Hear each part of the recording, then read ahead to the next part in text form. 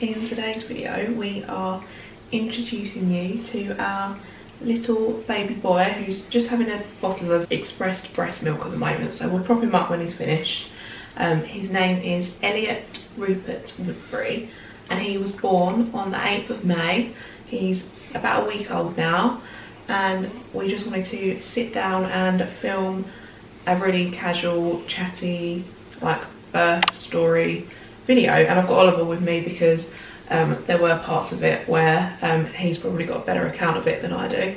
So I'm going to start from the very beginning. It all started, my kind of like labour, on the 7th of May. So I had a pretty rough night.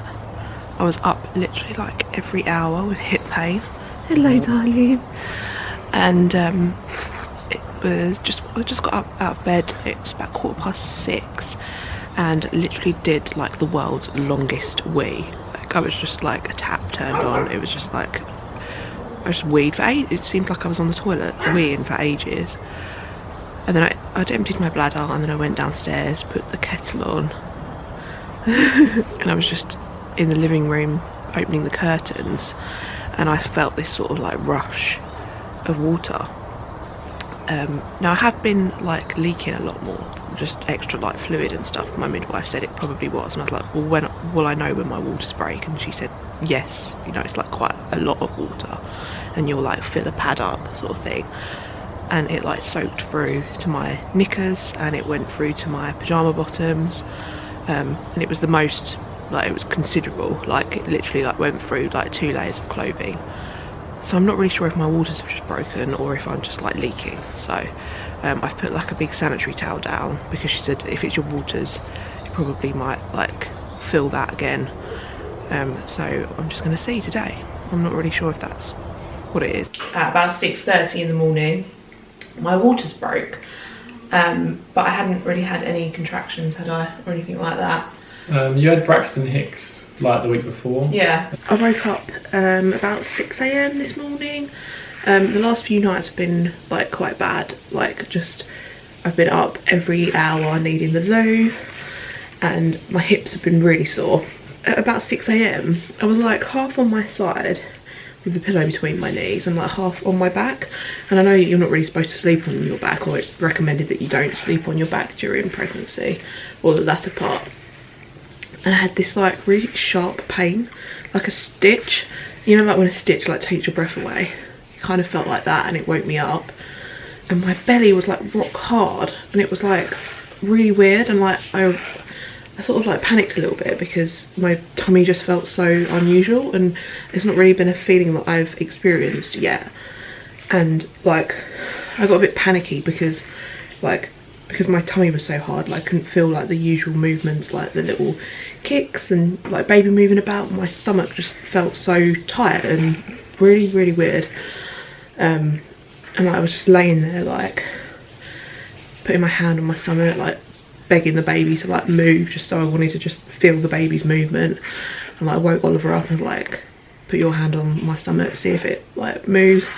And it took a little while, I think maybe because I was a little bit like stressed. But then luckily I felt the little movements again, and the pain did go away, but I've still got this like sort of stitch feeling on my right side of my stomach, and I think it might be Braxton Hicks, but I'm not sure.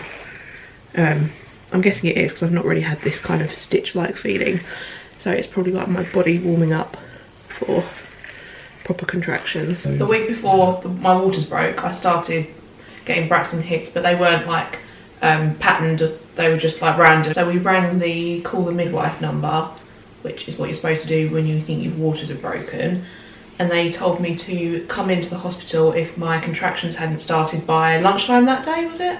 Yeah. It is 9:30 now, and I've had a shower.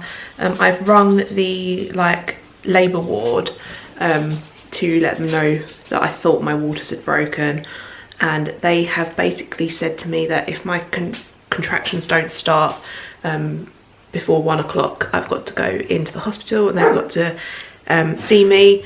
But I definitely think it's I know it's my waters now because it's just pouring out of me.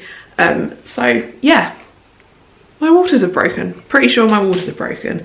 I have a tiny stomach ache, a little backache, but no contractions or anything like that. So yeah, that's where we are at the moment. Just stood up from sitting down again, and I have soaked right through. Sanitary towel, big sanitary towel, my pants, my pyjama bottoms. So yeah, waters have definitely broken. So we waited all morning on the Thursday, and I didn't really even have a stomachache, did I? I was just leaking fluid really, nothing else happened that day. It's lunchtime and no contractions yet, so Oliver is gonna take me to the hospital because they just want to check that my waters have broken, and just make a plan from there if labour doesn't start naturally. So we're going to the hospital, or I am going to the hospital. So we went to the hospital, and she basically tried to get me to have an induction there and then, didn't she? Yeah, to be induced there, really. But it really wasn't it was not what I wanted to be induced, to be honest. So I sort of said to her, well, can I just go home and wait for my labour to maybe start itself? We went to the hospital just after sort of lunchtime. I think it must have been about 1 o'clock-ish, and Oliver had to drop me off again because he's not allowed in and stuff like that at the moment. And everything was fine. She was happy with the baby, blood pressure and everything like that. Everything was okay.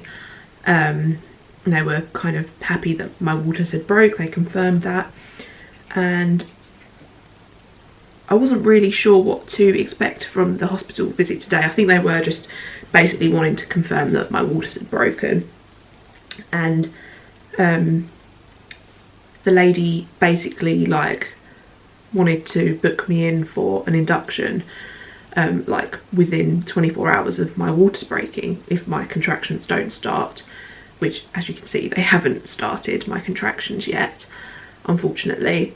And it was one of those, you know, when you're kind of swept up in the moment, it was like that.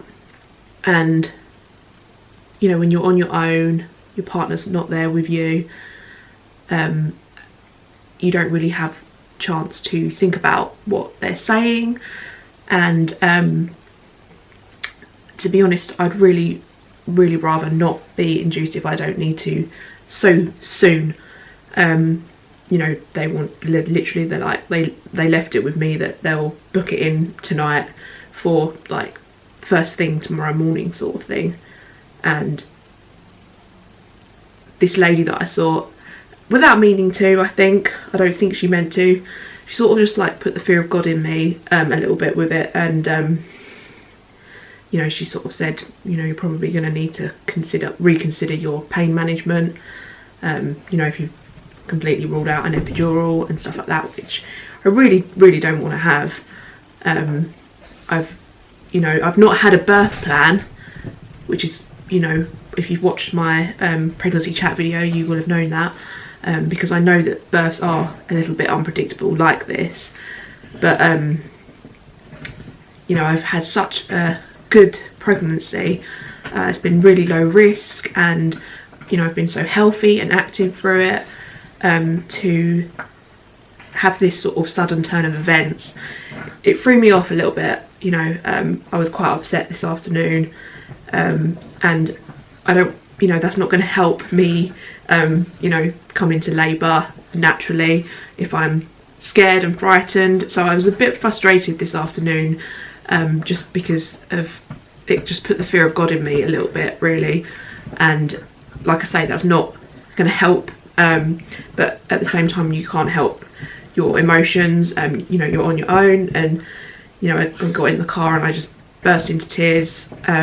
and it's, you know, it frightened me. I am feeling frightened now, and I haven't been frightened of giving birth. It's just like, I really would like to have it happen naturally. Everything else, you know, my body's done so well to even just be pregnant, and I've trusted my body and my instincts, and yeah, so, you know, I thought, you know, once I'd calmed down and stuff, and I spoke to Oliver and I spoke to my mum, and I just kind of, I said, why do I need to be induced like tomorrow morning? My pregnancy's really low risk. You know, I'm aware of the signs of, you know, if anything is going wrong, obviously then I would then need to be induced. But I'd really like it to happen naturally if we can. And so I rang my midwife, the lady that I've been seeing throughout my whole pregnancy, and just to have a second opinion really, and chat to someone that I know, or, you know, I'm familiar with, because I've never seen this woman that gave me the fear of God. I don't think she meant to, but it just kind of didn't help. So yeah, I spoke to my midwife. She was very kind. It was her day off actually, and she let me ring her, so it really helped. And she agreed with me that, you know, she didn't see why I can't maybe leave it a little bit longer than 24 hours. So she's just gonna like do a little bit of reading herself and maybe chat to another midwife, and then she's just gonna drop me a message later on. So yeah, it's made me feel a little bit better, because like I say, my pregnancy has been so smooth, and I know that's, you know, doesn't always mean it's going to be a smooth birth, but I really would like a positive, empowered birth, and, you know, to have to be induced would definitely change things a lot. And, you know, I feel a little bit alarmed by that at this stage. So yeah, I'm just waiting to hear back from my midwife to see what she sort of recommends, but I'm really hoping that I'm going to be able to bring the birthplace back later on and sort of delay the induction for now. So yes, she said to keep active. I've been sitting on the birth ball, I've been walking around the garden, so yeah, I'm just really trying and praying that labour and contractions will start naturally within, you know, at least 24 hours, you know, if not sooner. Labour to maybe start itself, because I thought that it might come on by itself. A bit of a spoiler alert there, it didn't.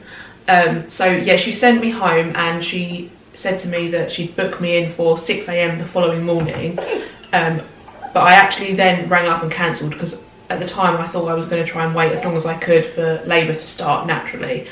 So it was the following day, the 8th of May, on the Friday morning.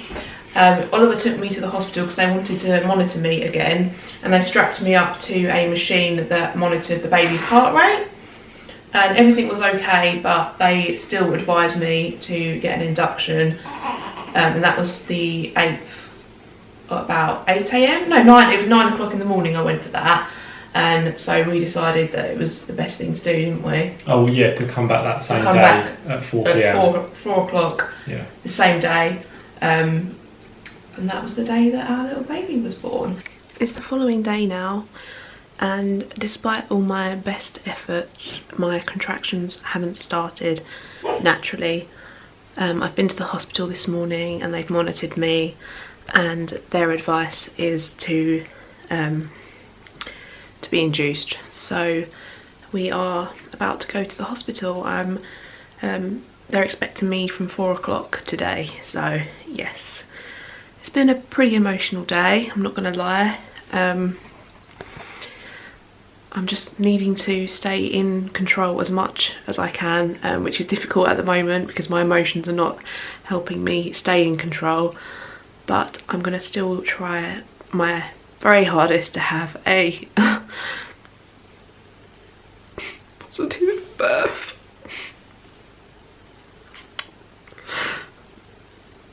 So yeah, We're gonna meet our baby soon though. It's really hard to stay strong when things just haven't turned out the way you expected. But should I be surprised this year? I guess asking for a smooth pregnancy and a smooth birth was a bit greedy. But yeah, we're gonna meet our baby soon. So yeah, we came home. I was quite upset, wasn't I, to be honest, because it wasn't really, even though I didn't really plan how I wanted to have, I didn't have a birth plan, so to speak. I didn't really expect to be induced, because most women are induced if they go a lot over their due date. So obviously he was 2.5 weeks early, so we weren't expecting to need to be induced. But because my contractions hadn't started, it puts the baby at a high risk of infection. So they wanted to induce me. So that's what we did. We went back on that same day at 4 o'clock. You dropped me off, and we were told that you weren't allowed to be with me until active labour. Yeah. So I waited downstairs. He waited in this like big open area with like couches and stuff. And you dropped me off. I had my bags and stuff. And then the lady came in to induce me. And she basically said that Oliver could come in, so that was really good. I was thinking that I'd have to do quite a bit of the labour on my own, so it was good that you were able to come in with me at that point. I know, yeah, I thought I'd be waiting downstairs for hours on a sofa for the whole night and into the early hours. I could fall asleep. Yeah. I would have fallen asleep now, mate. Missed the phone call. Missed the birth.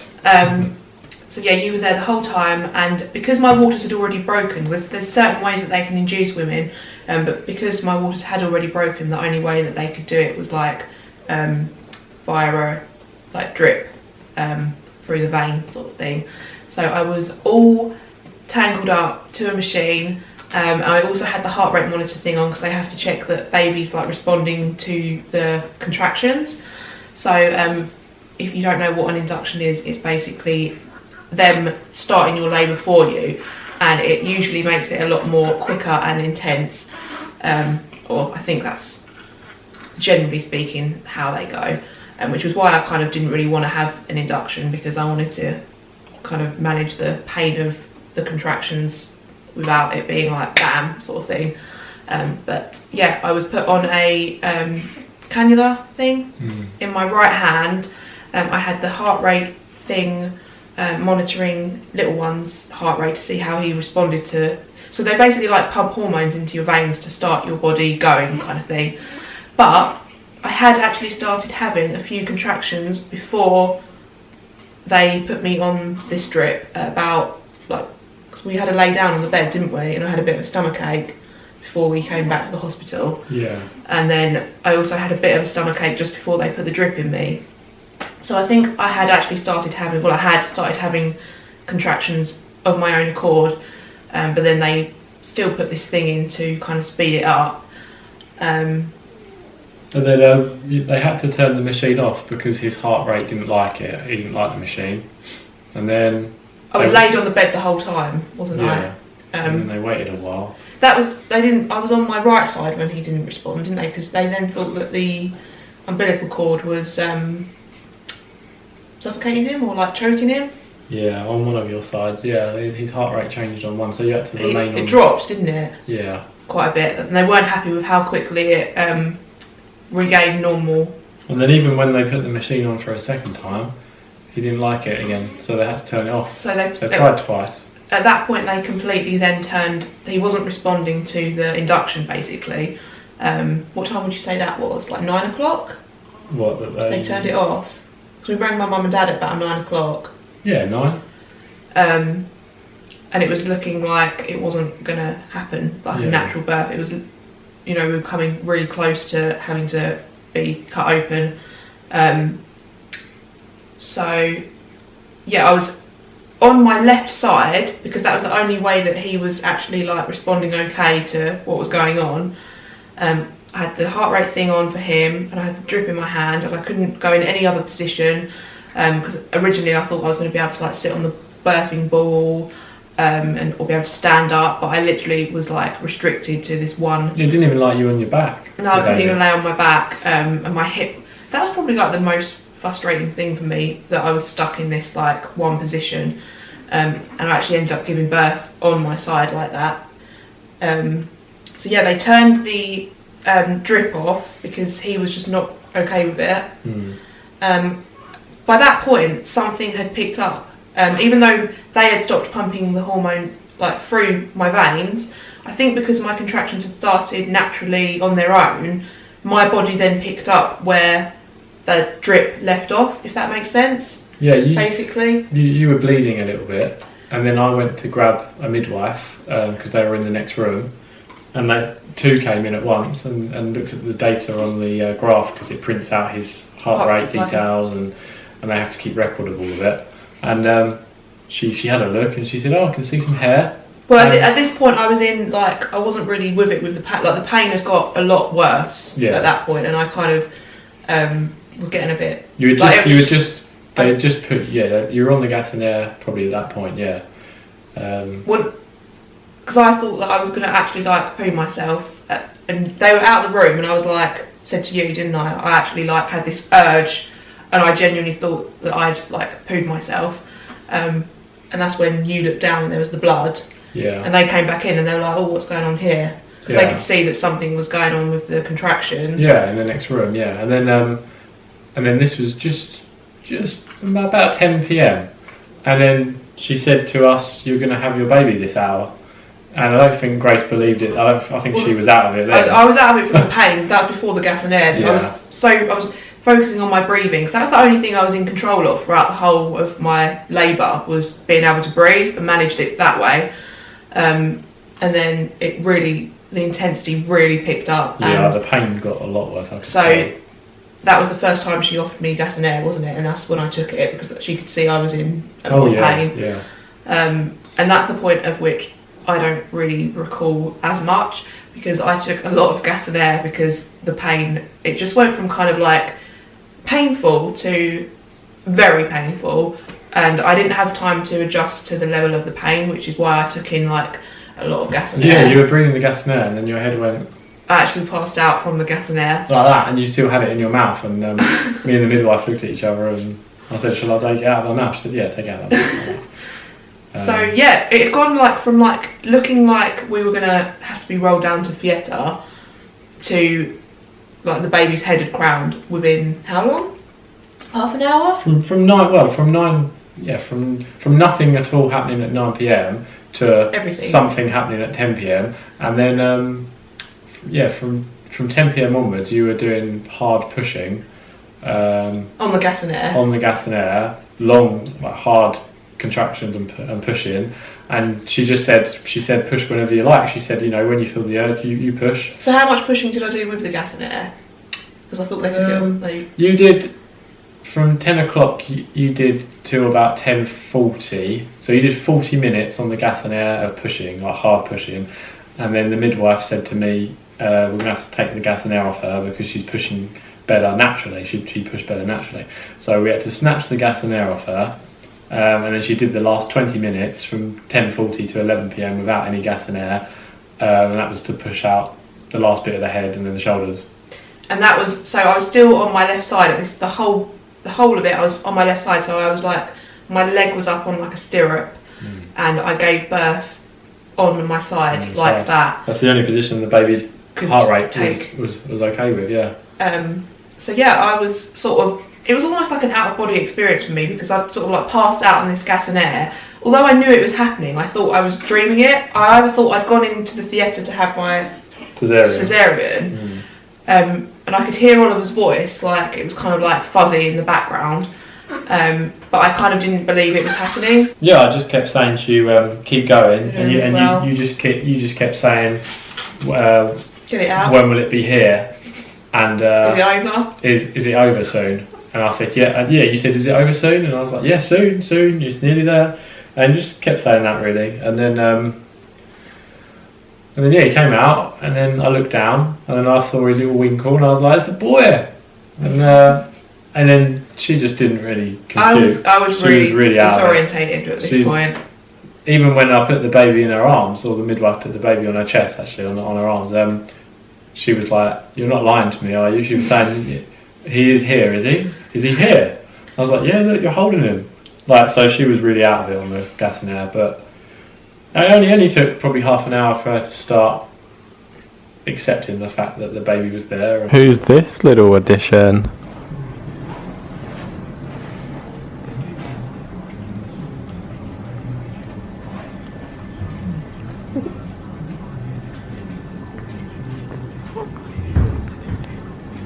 Trying to have his first feed at midnight? Yeah, midnight. He was born an hour ago at 11 p.m. Oh, today is the 8th of May, also known as Victory for Europe Day, and his name is Elliot. And he's really tiny, and Grace had to work hard to get him out, but she did amazing and only needed gas and air.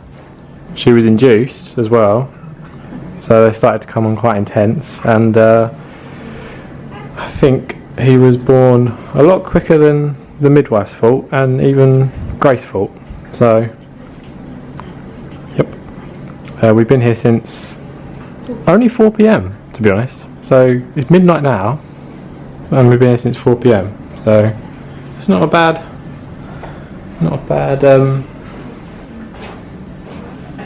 effort from Mummy, on Grace's part. He's got a good set of hair, as you can see. He's already gripped my finger once. Baby. Baby. Mummy's just had some toast. Baby's out, umbilical cord's out. He didn't need the incubator resuscitator thing. Had a bit of music on. Yeah, it's been a really warm day, but it's cooling down now, so that's quite good. Yeah.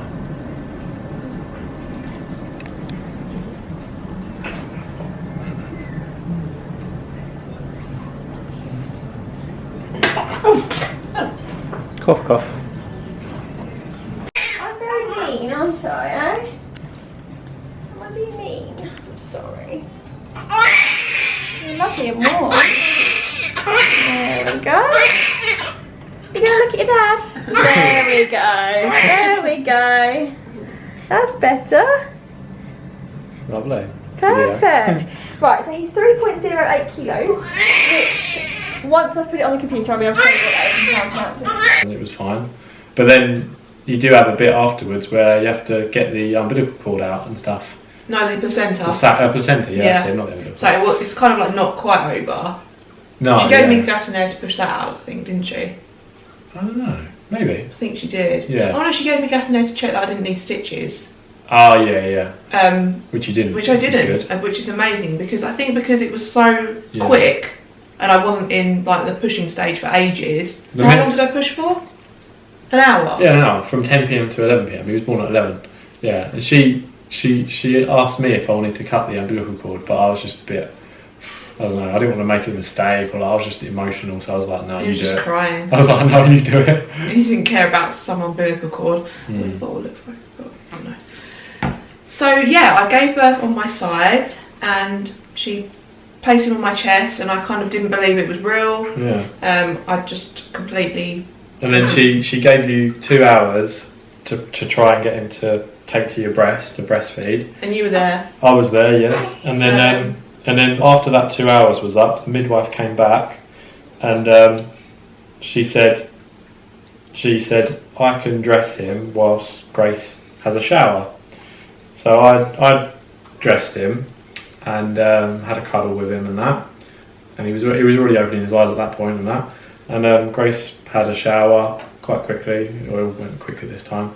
And then when she was done with the shower, we sort of sorted the bag out that I had to take home.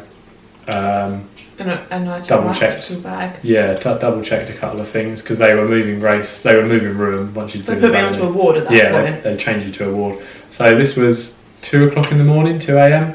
So I left at 2 a.m. I left the hospital went back to my car and then drove home. And at this point, they had they'd taken his blood, and they had, because obviously it's got quite a quick turnover in like baby's blood checking, and they had found out that he had got a small infection at this point. So I'd been put on a ward, and then I was moved like an hour later. So this was probably like 3 or 4 a.m. the next day, but kind of the same night of him being born. So I was moved to 2 wards, because basically the second ward was the ward that took babies that have infections, and that was kind of the start of the hospital ordeal for me. Like I said at the start, because my waters broke and we went over 24 hours and my contractions hadn't started, it had opened him up for an infection basically, and they said that they won't ever know like what the infection was. It's just an infection, and it's obviously quite common if you go over the 24-hour mark.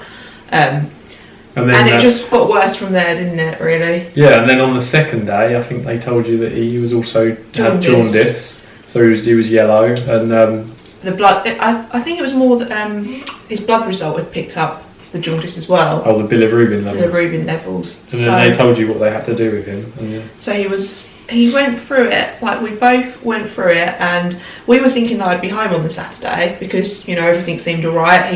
He seemed healthy enough, didn't he? It was only the fact that his infection level was slightly, I think it'd gone over 10, and they like it under 10. And then the second time it came back, it had risen again, so that put us back. Everything kept putting us back a day. And then the jaundice, so he was on a like a light therapy bed. And then with a blanket over his eyes, and he had like little goggles on to protect his eyes with.